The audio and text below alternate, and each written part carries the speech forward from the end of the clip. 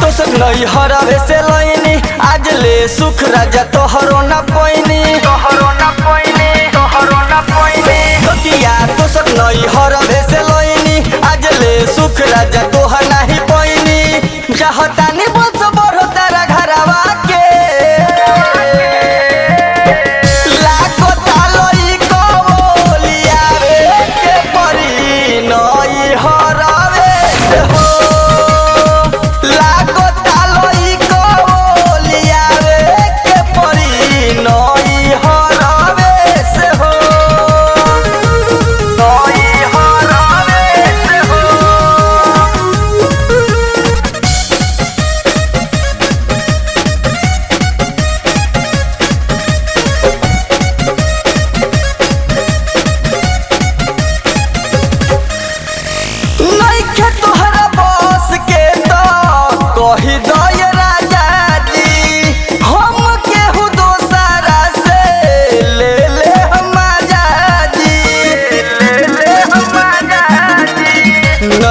तहरा